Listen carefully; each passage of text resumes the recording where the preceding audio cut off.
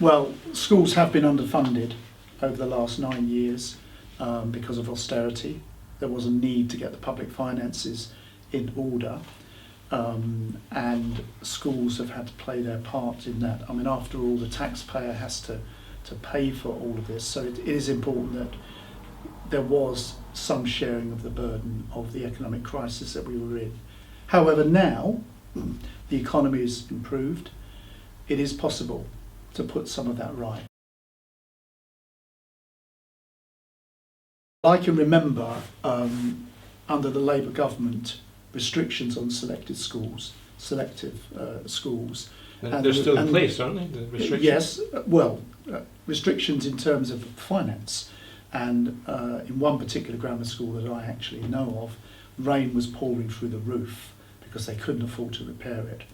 So there has been a certain redress that needs to happen so that people are fairly treated across the system. So I do think, anyway, it's a very small amount because there are only 164 grammar schools. I mean, out of 20,000 schools, it's a very tiny number.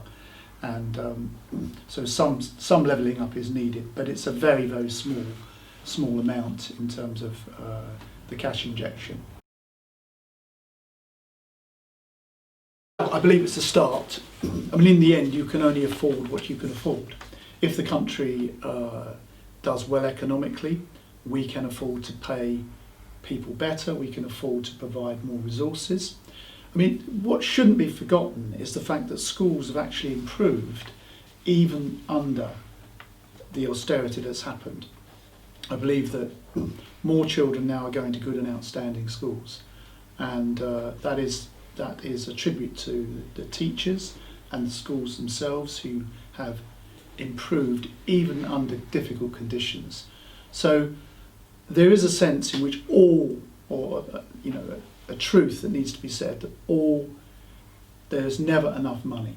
There will always be more needed because we can always do more. So the argument that this is not enough, it never would be enough. If we doubled it to 28 billion, if we made it 100 billion, it wouldn't be enough. The aim is to finance all children up to about £5,000 per year per child, which is some improvement. That's the objective.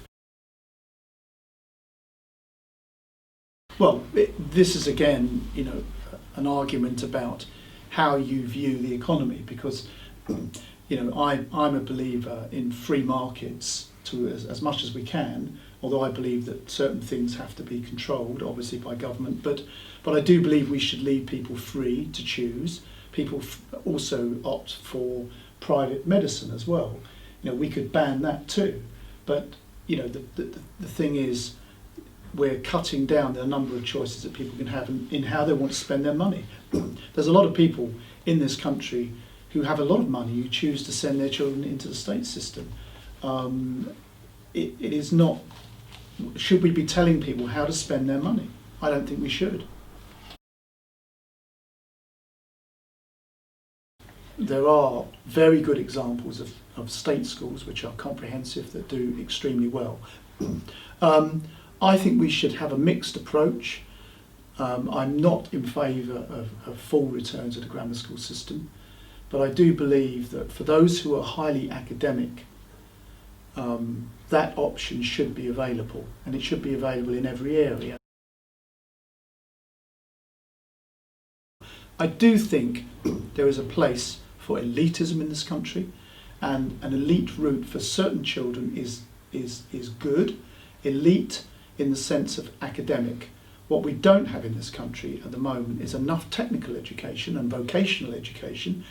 People are pursuing an academic route even through the normal comprehensive system. This is why children are struggling and often failing the system, because it's academic all the way through.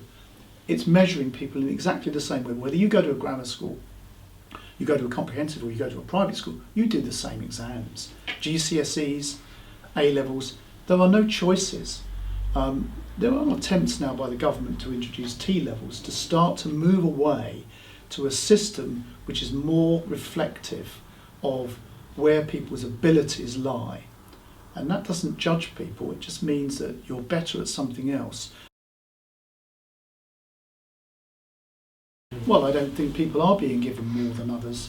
Grammar school children are? No, they're not. This is an evening up. I mean, and actually, you know, they were underfunded for years, grammar schools, under Gordon Brown. It was awful what he did to them. He really restricted their funding. And also, because they were under pupil premium, they were getting less anyway. That was unfair. So I think that levelling up is absolutely needed.